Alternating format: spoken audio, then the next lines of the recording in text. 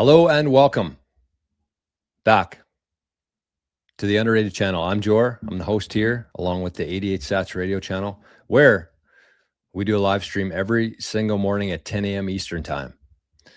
And if you've been enjoying this channel and these videos, consider stopping by. We got a really, really great community over there, people in the live chat every day.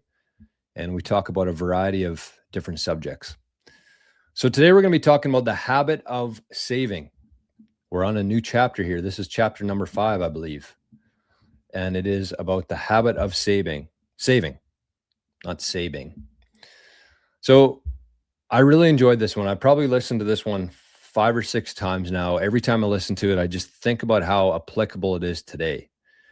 And so the reason why I like this, the idea of doing this, is because we're tapping into the minds of people back in the 1900s, 1910s, 1920s, Napoleon Hill, Henry Ford, all these kind of guys. And they lived in a much different world than we live in today. They lived on a sound money standard. And the world did before 1913, when the Federal Reserve was created, and they started making money out of paper, out of thin air, essentially.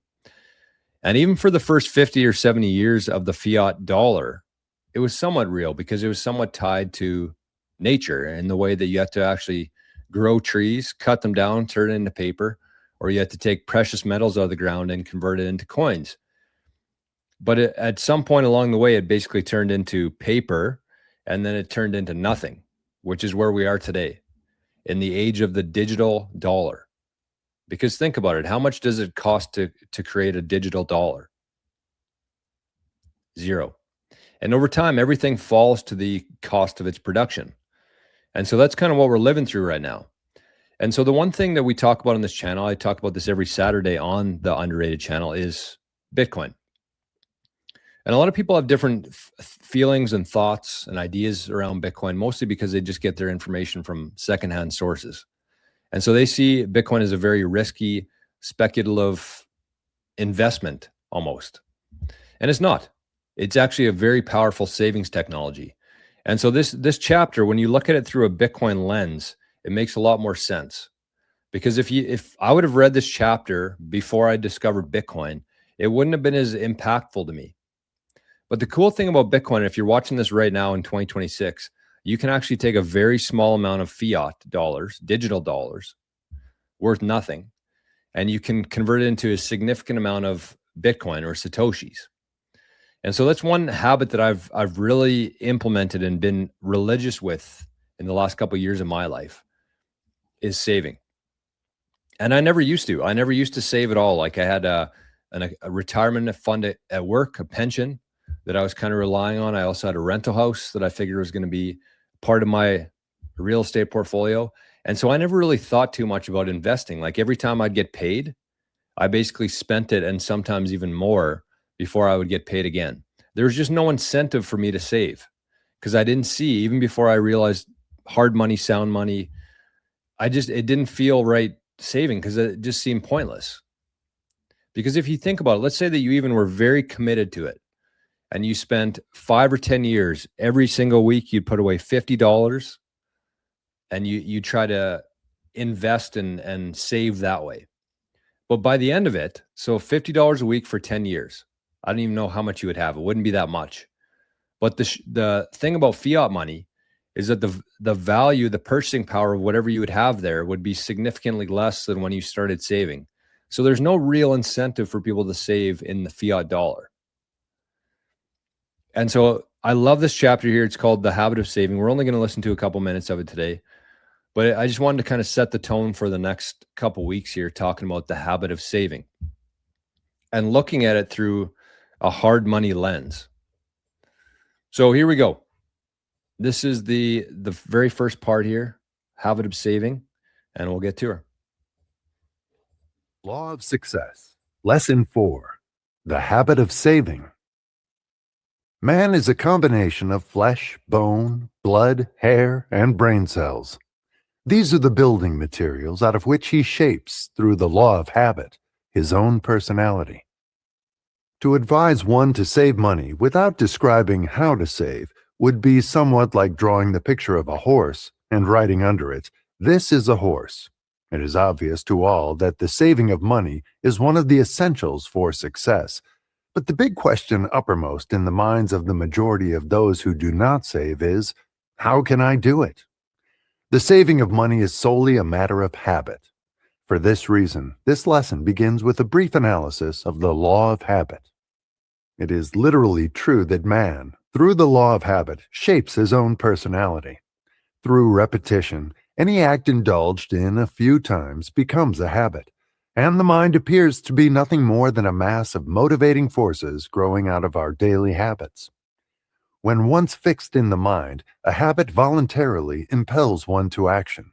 For example, follow a given route to your daily work or to some other place that you frequently visit, and very soon the habit has been formed and your mind will lead you over that route without thought on your part. Moreover, if you start out with the intention of traveling in another direction, without keeping the thought of the change in routes constantly in mind, you will find yourself following the old route. Public speakers have found that the telling over and over again of a story, which may be based upon pure fiction, brings into play the law of habit, and very soon they forget whether the story is true or not. Walls of limitation built through habit. Millions of people go through life in poverty and want because they have made destructive use of the law of habit. Not understanding either the law of habit or the law of attraction, through which like attracts like, those who remain in poverty seldom realize that they are where they are as the result of their own acts. Fix in your mind the thought that your ability is limited to a given earning capacity, and you will never earn more than that, because the law of habit will set up a definite limitation of the amount you can earn. Your subconscious mind will accept this limitation, and very soon you will feel yourself slipping until finally you will become so hedged in by fear of poverty, one of the 6 basic fears, that opportunity will no longer knock at your door. Your doom will be sealed, your fate fixed.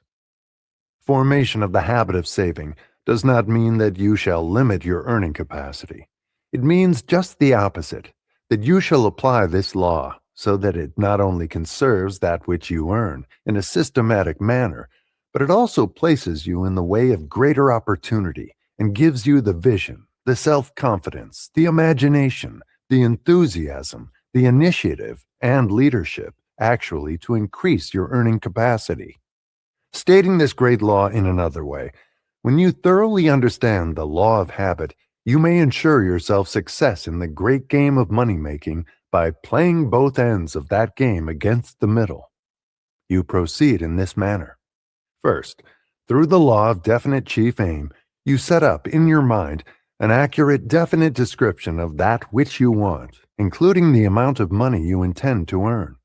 Your subconscious mind takes over this picture, which you have created, and uses it as a blueprint, chart, or map by which to mold your thoughts and actions into practical plans for attaining the object of your chief aim or purpose. Through the law of habit, you keep the object of your definite chief aim fixed in your mind, in the manner described in Lesson 2, until it becomes firmly and permanently implanted there. This practice will destroy the poverty consciousness and set up in its place a prosperity consciousness. You will actually begin to demand prosperity. You will begin to expect it. You will begin to prepare yourself to receive it and to use it wisely, thus paving the way or setting the stage for the development of the habit of saving. Second, having in this manner increased your earning power, you will make further use of the law of habit by provision in your written statement of your definite chief aim for saving a definite proportion of all the money you earn. Therefore, as your earnings increase, your savings will, likewise, increase in proportion.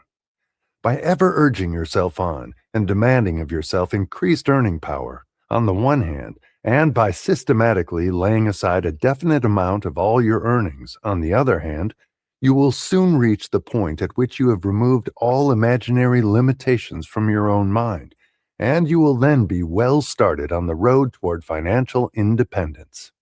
Nothing could be more practical or more easily accomplished than this. Okay, a couple different things there. I wanted to point out this first part here where he said, oh, where was it now? The first page? No. Oh, it was right here. Those who remain in poverty seldom realize that they are where they are as a result of their own acts. That's the thing. That's the thing. And again, we're probably going to tie this whole chapter here to Bitcoin, and I'm going to explain why in a second. But if you think about what Bitcoin is, it basically teaches you to save. It teaches you to save, and it also teaches you accountability, because Bitcoin is in a completely separate system than the fiat financial system. And you don't have anybody looking after it for you. You don't have any insurance on it. You don't have any forgot your password options. So it really teaches you accountability, self-responsibility, unlike anything I've ever seen before. So you kind of have these two forces working together here. And one thing I would say to people out there, if you're watching this, and again, this is something that I've kind of struggled with my whole life, was saving, because I just didn't really see a need for it. And I didn't really realize why until looking back at it now. But ever since I discovered Bitcoin and took it seriously and studied as much as I could to figure out what's going on here, it's become easy for me. And the reason why it's become easy for me is because I have a very consistent schedule of doing things. And I like looking at it as a habit, because you have to turn it into a habit. And I think that a lot of people out there, they go to work, they live their life, they pay all their expenses, and then they want to save whatever's left over. And it's completely backwards. And even so, a lot of people understand that that's wrong, but they still do it. And so what I've did, instead of trying to take a portion of my salary or a portion of this, or every week or every month, even if you were ahead of it and you said, okay, no matter what, I'm going to take 10% of my salary and I'm going to save it. Even that way, I feel like you're going to miss sometimes, because other things come up in life if you're going weekly or monthly. And that's why I love the idea of doing this every single day, especially with Bitcoin. And so what I do is I basically just transfer a small amount of sats into a wallet every single day, no matter what. And it's there forever. It's not something that I'm ever going to spend. It's not something I'm looking at and saying, okay, once I get to this, then I can buy this. This is like my long-term savings. It doesn't have to be that much, but the key here is that you do it every single day. And again, kind of the cool thing about Bitcoin is it gives you that agency, that the responsibility there.